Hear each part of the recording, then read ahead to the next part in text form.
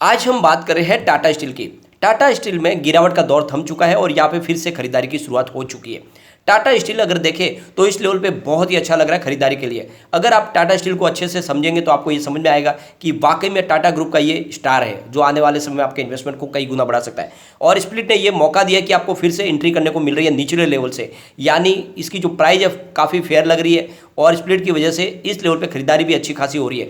तो क्या इस समय में टाटा स्टील में निवेश करना चाहिए या फिर बाजार में अभी भी गिरावट की संभावना है? क्या आने वाले समय बाजार में और गिरावट होगी? तो इन सारी बातों को जानेंगे इस वीडियो के माध्यम से। और टाटा स्टील कितनी मजबूत कंपनी है, इसके बैकग्राउंड को देखेंगे और आने वाले समय इसकी परफॉर्मेंस को देखेंगे, इसके फंडामेंटल्स और इसके टेक्निकल लेवल को भी देखेंगे, जिससे आपको समझ में आएगा कि क्या आने वाले समय में टाटा स्टील में हमें शानदार रिटर्न मिल सकता है। लेकिन फ्रेंड, उससे पहले अगर आप पहली बार हमारे चैनल पर आए तो चैनल को सब्सक्राइब कर दीजिए, एक बेल आइकन दबा दीजिए ताकि जब भी नया वीडियो बने पहला नोटिफिकेशन आपको मिले। वीडियो पसंद आए तो लाइक से जरूर कीजिए। चलो फ्रेंड्स, वीडियो स्टार्ट करते हैं। मैं हूं आपका दोस्त एस.बी. दवे और हमारे अपने चैनल ऑनलाइन कमाई में आपका बहुत बहुत स्वागत है। अभी बाजार शुरू है, लगभग 1 बजे का टाइम है।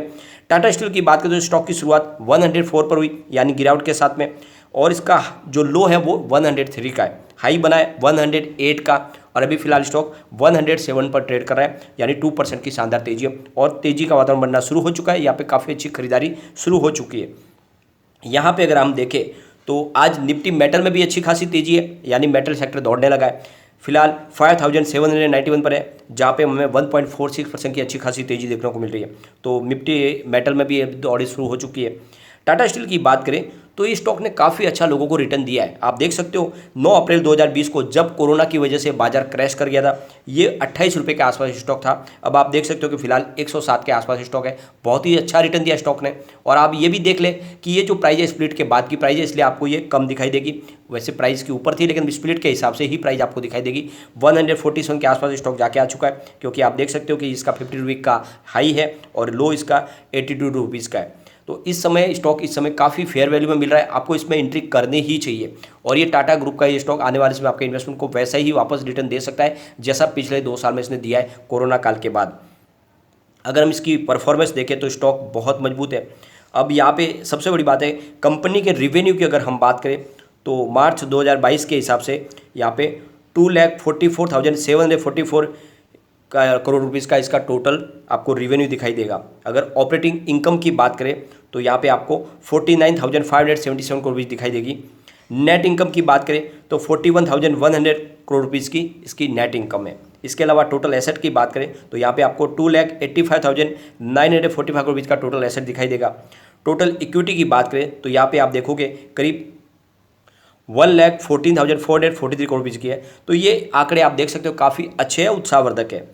इसके अलावा अगर आप देखें तो कंपनी की जो सब्सिडीज है उसमें जैसे आप टाटा स्टील यूरोप, इसके अलावा Tata steel long product, Tata steel Thailand, net steel, Tata tin plate, Tayo rolls, इसके अलावा जमशेदपुर एफसी, ये इसकी सब्सिडीज कंपनी है।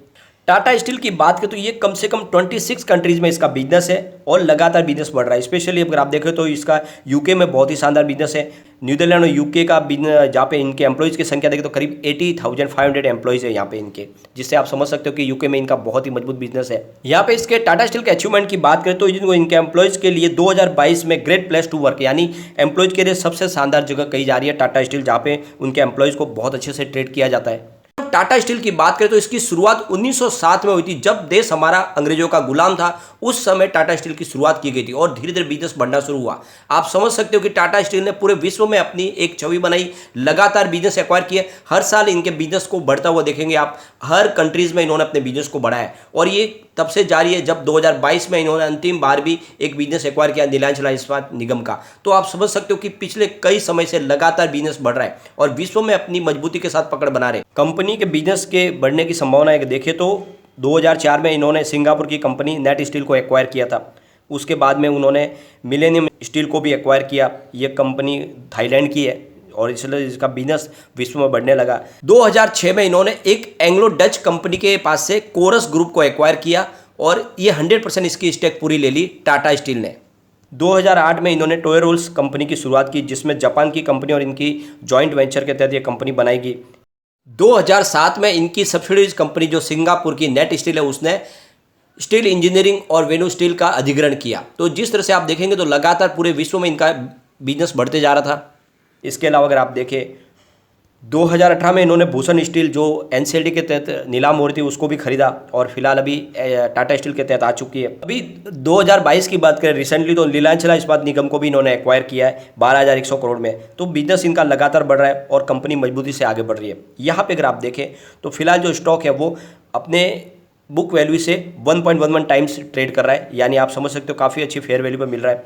और इसके अलावा इसका जो डिविडेंड देखें तो 4.81% का शानदार डिविडेंड कंपनी देती है, जो बहुत ही अच्छी बात है।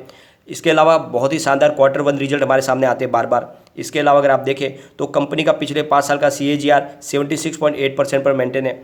इसके अलावा जो डिविडेंड है वो 43% का उन्होंने मेंटेन रखा हुआ है। कुल मिला के कंपनी की परफॉर्मेंस बहुत अच्छी है।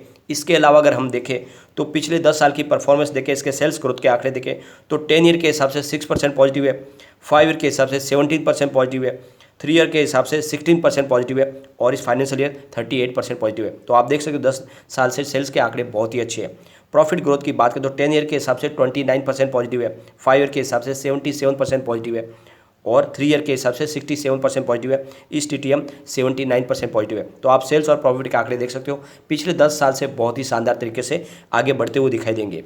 स्टॉक प्राइस CAGR की बात करें तो 10 ईयर के हिसाब से 11% पॉजिटिव है, 5 ईयर के हिसाब से यहाँ पे आपको करीब 12% पॉजिटिव दिखाई देगा, 3 ईयर के हिसाब से 45% पॉजिटिव है और 1 ईयर के हिसाब से -23% है। रिटर्न ऑन इक्विटी की बात करें तो 10 ईयर के हिसाब से 11% पॉजिटिव है, 5 ईयर के हिसाब से 21% पॉजिटिव, 3 ईयर के हिसाब से 24% पॉजिटिव और लास्ट ईयर 43% पॉजिटिव है। ओवरऑल ये आंकड़े बहुत ही अच्छे हैं और इन आंकड़ों के दम पे कह सकते हैं कि टाटा स्टील मजबूती से अपने बिजनेस को आगे बढ़ा रही है और आने वाले समय इसकी प्राइस भी आपको बढ़ती हुई दिखाई देगी। जिस तरह से स्प्लिट के बाद इसकी प्राइस नीचे आई है उतनी ही तेज़ी से फिर से बढ़ने की संभावना बन रही है। आप देख सकते हो कि इसकी जो मास्टर रेटिंग है वो 5 स्टार में से 3 स्टार निकल के आ रही है।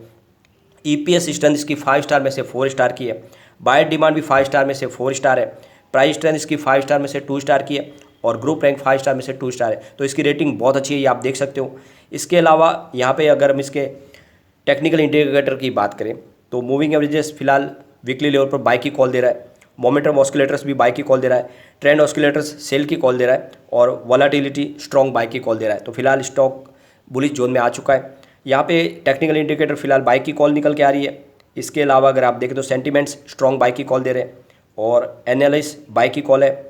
इसके अलावा समरी भी स्ट्रॉन्ग बाय की कॉल दे रहे हैं। तो आप समझ सकते हो कि जो टेक्निकल इंडिकेटर फिलहाल बुलिश जोन में आ चुके हैं और आने वाले समय यहाँ पे तेजी बन सकती है।